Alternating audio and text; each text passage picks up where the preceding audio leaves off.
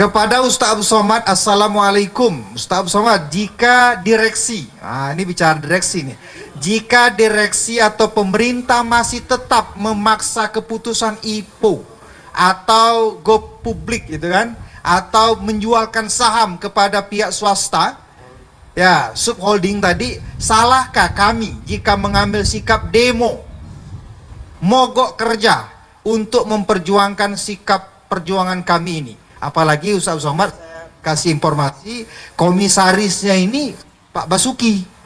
Ya betul.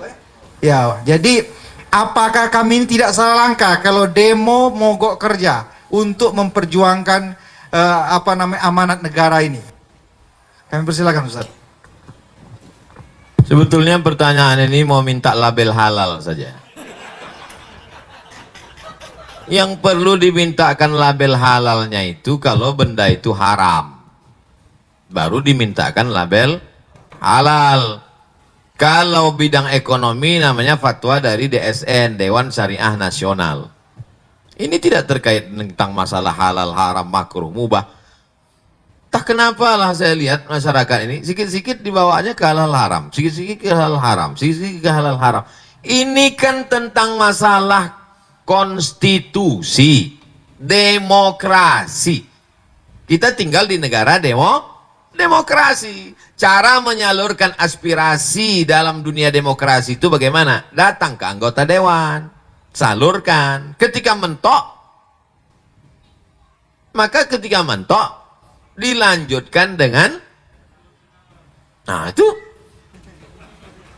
Jadi kita ini bukan monarki, kita bukan kerajaan. Dalam negara kerajaan, kalau orang melawan itu ditangkap. Tapi dalam negara konstitusi, Pancasila, demokrasi, maka kita dibenarkan itu. Tapi bukan dengan cara anarkis, bukan dengan menghancurkan, tapi untuk menunjukkan. Di Malaysia namanya unjuk perasaan. Karena perasaan kita itu di dalam, mau kita tunjukkan. Udah kita tunjukkan bolak-balik ke pakar-pakar, mereka pun sebetulnya dalam hati mereka, aku takut, turun aja lah kalian, katanya. Sebetulnya gitu mereka. Nah, itu. Nah, jadi dapatlah dipahami dari yang saya sampaikan tadi.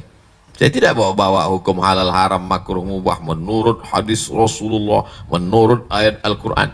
Nanti begitu kata saya, kata yang tak setuju, dia pakai ayat, akhirnya perang ayat. Jamaah ini bingung, nggak jadilah Pak Ustadz. Kita pakai saluran demokrasi, cara menyalurkan aspirasi dalam negara demokrasi. Dua jalur, satu jalur melalui legislatif parlemen, parle, bicara mereka di sana, mentok di parlemen, pakai jalur satu lagi. Dua jalur, kenapa tak dipakai dua-dua? Mubazir, jelas. Bagi yang cerdas bisa jelas, kurang cerdas makan otak-otak. Wallahu a'lam. Jadi dua jalur itu yang harus kita tempuh. Melalui parlemen, ada juga demo atau bahasa aktivisnya parlemen jalanan. Dua-duanya dijamin oleh negara karena itu adalah hak demokrasi, berbicara di muka, menyampaikan pendapat di muka umum. Jadi saya kira apa yang disampaikan beliau tadi clear dan jelas. Jadi bukan persoalan boleh atau tidak, haram atau halal, tapi kondisi seperti ini, dua jalur itu dilindungi oleh negara. Selanjutnya Ustadz Abdul Somad, ada pertanyaan dari Riki Jaya. Politik negara sangat mahal, sehingga yang terpilih selalu berpikir balik modal. Kalau seperti ini terus, akan susah negara ini maju. Mereka akan punya kepentingan individu dan golongan. Bagaimana Ustadz, supaya kita bisa memiliki konstitusi yang tegak dan bertanggung jawab, sehingga negara bisa berdaulat, kalau mental pemimpin dan politikusnya seperti ini? Panjang ini pertanyaan Ustadz. Saya mau jadi bupati. Misal, bukan saya mau jadi bupati. Kecil kali lah bupati itu. Saya mau jadi bupati. Anggota legislatif di kabupaten itu 50 orang. Maka saya sogok satu anggota dewan itu 1 miliar. Pilih saya. Maka cukup modal saya 50M duduk. Itu kalau pakai sistem dulu, dipilih oleh anggota dewan. Sekarang high cost, biaya terlalu tinggi. Kenapa? Karena yang mau dikasih duit ini tidak hanya anggota dewan yang 50. Semua grup pengajian ibu-ibu kali 50 jilbab. Yang ini jilbabnya bergambar, yang ini tidak. Grup-grup anak muda mesti belikan net poli. Yang minum-minum kasih pula lagi minum. Ini setiap turun ke bawah. Itu. Jadi high cost. Lebih dari 50M. Ini sekedar gambaran saja. Mau dipakai lewat cara pemilihan anggota legislatif. Tetap berbiaya. Mau dipilih masyarakat langsung seperti sekarang.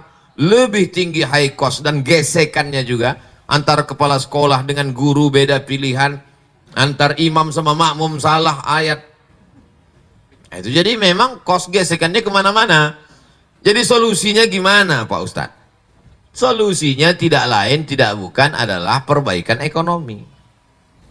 Kalau ekonomi masyarakatnya mapan, itu duit-duit sawer itu nggak mempan.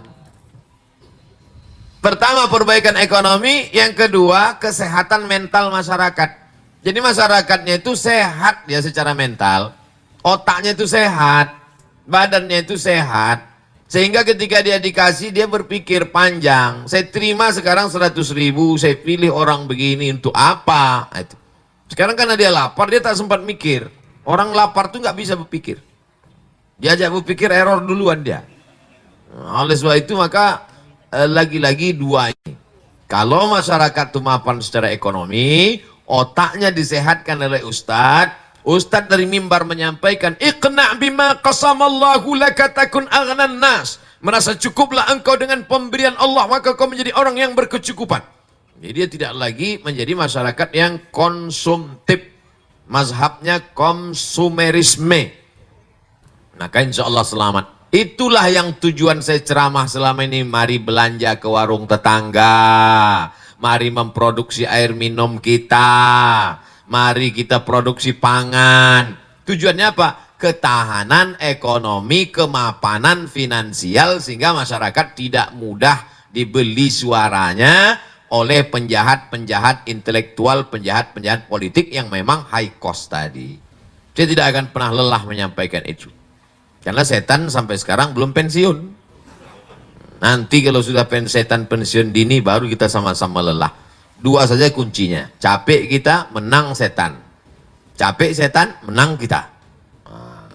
Oleh sebab itu, inna syaitana lakum aduun. Setan itu musuh kamu, fattakhidhuhu adua. Jadikan dia sebagai musuh. Karena banyak orang berkawan dengan setan. Saya kira demikian.